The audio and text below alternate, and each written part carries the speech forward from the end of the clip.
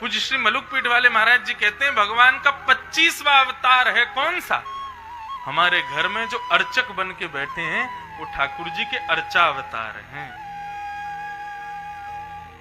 लड्डू गोपाल बन के बैठे हैं, किसी के घर में चित्रपट की सेवा है, किसी के घर में ठाकुर जी प्रतिष्ठित प्राण प्रतिष्ठित सेवा करवा रहे हैं, किसी के घर में अन्य अन्य भावों से सेवा सब जगह ठाकुर जी की हो रही है।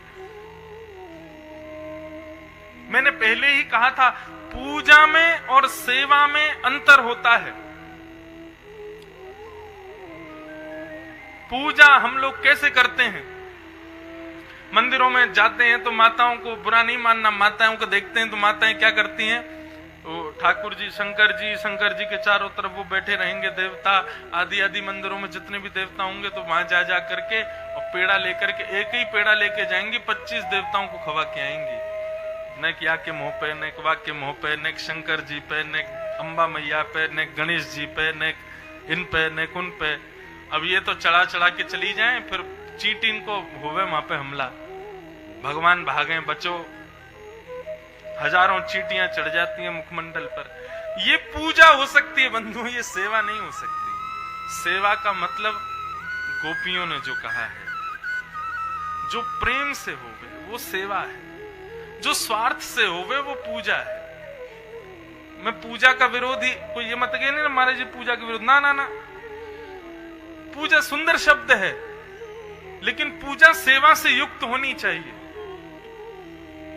जहां पर सेवक अपने सुख का विचार करता है वहां पूजा होती है, और जहां स्वामी के सुख का विचार करता है वहां सेवा होती है। यही है पाद सेवन। पाद सेवन की आचार्य लक्ष्मी जी हैं, उस प्रसंग में हम आगे चलेंगे, लेकिन पहले मैं इस चीज को प्रतिपादित, क्योंकि मैं भी एक अर्चक हूं, मैं भी सेवा करता हूं ठाकुर जी की। सेवा का केवल इतना भाव जानो, हमारे घर में जो ठाकुर जी हैं, हमारे नाथ जो हमारे संग विराज रहे हैं, उनके प्रति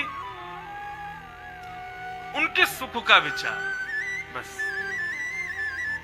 अब सर्दियां आ गई हैं, धीरे धीरे सर्दियां प्रारंभ हो जाएंगी, तो लोगों के घर में क्या होता है कि जड़ाऊदार कपड़े ठाकुर जी को पहना देते हैं। मुझे बहुत कष्ट होता है ऐसे देख के। मैंने कहा भाई सर्दी आ गई है, अब तो ठाकुर जी के, हम लोग भी जब सर्दियां आ जाती हैं तो स्वेटर पहन रहे हैं, थोड़ा इस भाव को रखते हैं कि सर्दी का समय है, उस भाव से ही वस्त्र धारण किए जाएं। हीटर लगा लेते हैं अपने आगे। ऐसे ठाकुर जी की सेवा में भी भाव रखो, ठाकुर जी को भी ऊनी वस्त्र पहनाओ, थोड़े गर्म वस्त्र पहनाओ, गर्म इत्र लगाओ। अब इत्र का भी भाव है, गुलाब का इत्र है, चंदन का इत्र है, ये सब गर्मियों में लगने वाले इत्र हैं। खस का इत्र है, ये सर्दियों में नहीं लगने चाहिए।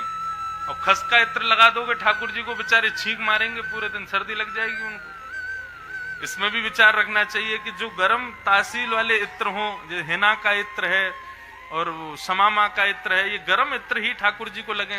कस्तूरी का इत्र है, वो तो धीरे धीरे जब सेवा बढ़ती है ना तो अपने आप आ जाता है। माँ के घर में जब बालक पहली बार जन्म लेता है, हर माँ बालक को पहली बार जन्म देती है, बताने वाले 100 आते हैं कि ऐसे करो ऐसे करो ऐसे करो, लेकिन वो उसका बेटा है, वो धीरे धीरे खुद ही समझ जाती है मेरे बेटे को कैसी सेवा कैसे कैसे रखना है, कैसे उसका पालन पोषण करना है। ठीक वैसे ही बंधुओं, आपके ठाकुर जी हैं, आपकी इच्छा से आपके घर में आए हैं, आप जहां बैठा दोगे वहां बैठ जाएंगे, जैसा खिला दोगे खा लेंगे, लेकिन भाव उनके प्रति प्रेम का रखा जाए, उनके सुख का रखा जाए, तो सेवा करनी नहीं पड़ेगी, अपने आप होगी। यही पाद सेवा, ठाकुर जी की सेवा। हम जिसको सुन रहे हैं, जिसकी कीर्ति का गान कर रहे हैं, जिसको याद कर रहे हैं, अब वो प्रत्यक्ष हमारे सामने बैठा है, उसकी सेवा। यही चौथी सेवा है, चौथी भक्ति है पाद सेवा, ठाकुर जी की सेवा।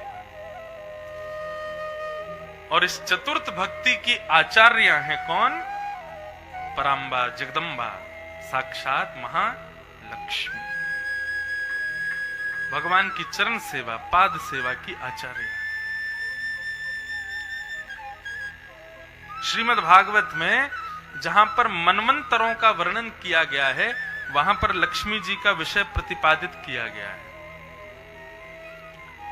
और बहुत सुंदर भाव से। जैसा कि कथाओं में बताया जाता है कि जब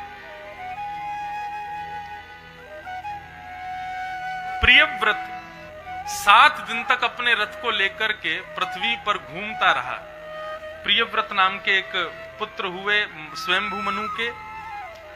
प्रियव्रत ने मन में विचार किया ये रात नहीं होनी चाहिए, क्योंकि सारे गलत काम भोगते हैं रात को, चोर चोरी करते हैं रात को, सारे गलत काम रात्रि में होते हैं। भगवान ने रात गलत बनाई है, रात होनी नहीं चाहिए। तो प्रियव्रत ने क्या किया, स्वयं को सूर्य के समान तेजवान करके अपना रथ लेकर के 7 दिन तक उसने रात्रि ही नहीं होने दी पृथ्वी पर।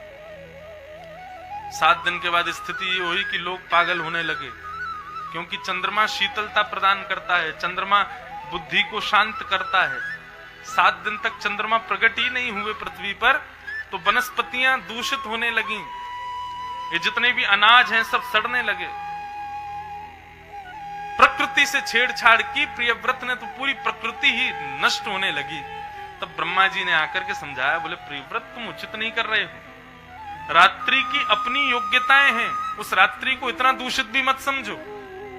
तब प्रियव्रत ने अपना रथ रोका, तो प्रियव्रत के 7 दिन विचरण करने से उसके रथ के पहियों से गड्ढे हुए, उन्हीं से 7 समुद्र बन गए और 7 समुद्रों के किनारे 7 द्वीप बन गए, और उन द्वीपों में भी अनेक अनेक वर्ष बन गए, जैसे हमारा भारत वर्ष।